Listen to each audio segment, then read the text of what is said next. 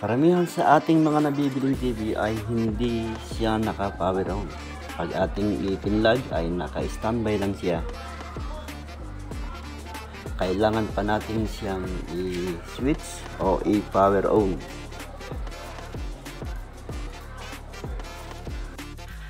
Ngayon, kung gusto mong malaman kung paano i-auto on ang ating mga TV, ay paki-pindot naman ang notification bell at hits na rin ang ating try button bago ko ipakita kung paano i-power on ang ating mga TV o monitor.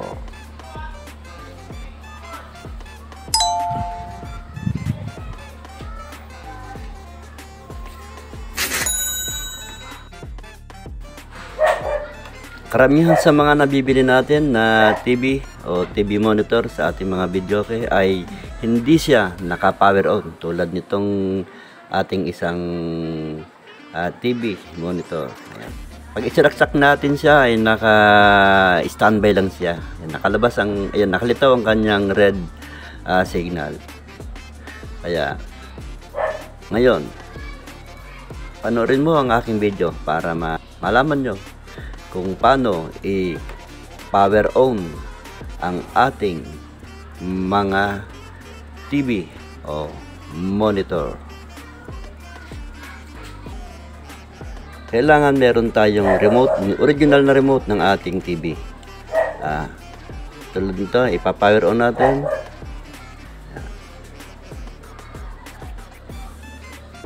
Ngayon, pindutin lang natin ang menu button. Yan, makikita nyo ang menu button sa ating remote. I-press lang natin. Press. Yan, lumabas na ang kanyang picture, sound, channel, lock, and setup. Ngayon, na-press na natin ang menu. I-enter natin ang power code para ma-open natin ang ating general setting menu. Ngayon, ang kanyang code naka-off, ang kanyang power mode menu ay 1 on natin, 147 power mode. Meron yung kumisa na hindi natin nakukuha sa misang pindutan dahil mabagal ang ating pindot. Ulitin na natin. Kailangan medyo mabilis para pumasok ang ating code. Menu 1147. Ayan, nalabas na ang kanyang factory setting.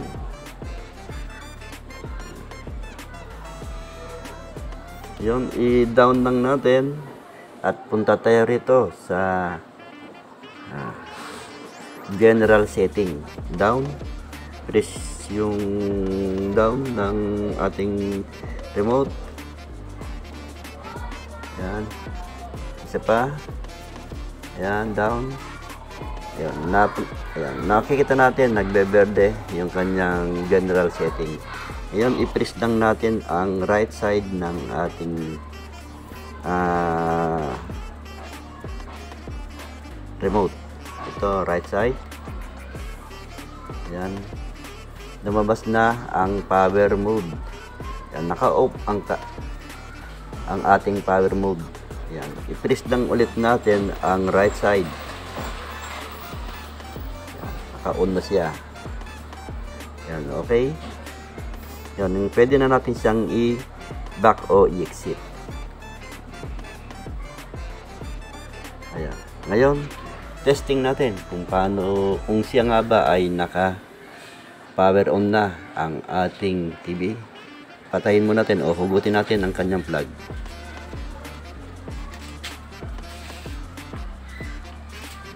Hugutin natin ang kanyang plug. Isaksak ulit natin. Ayan, standby. Yan, nag-glue na siya. Lumabas na ang kanyang Ace logo. Yan. Ayan, naka-power on na ang ating TV. Ganyan lang ang pagpa-power on sa mga hindi naka-auto on na ating mga TV. Ngayon, testing natin na isaksak ang ating RCA cable dito sa ating TV. Kung okay na nga ba ang ating ipinower on na TV monitor natin sa ating video.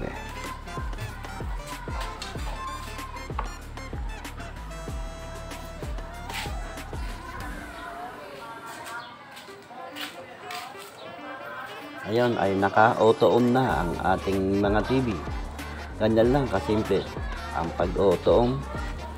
Pindutin lang natin ang menu.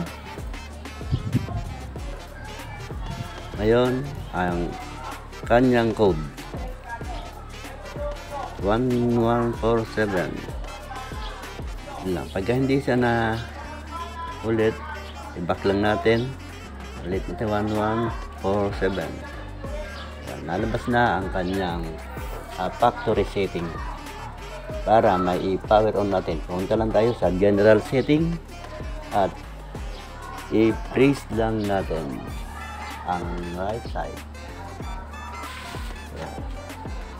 Lumabas na ang ating logo, Kabuki Master. Kaya sa mga napadaan sa aking munting channel, ay huwag naman kalimutan mag-subscribe at pindutin ang notification bell nang ma-update muli kayo sa akin pang mga i-upload, mga tutorial at ibang-ibang klase ng mga design na video.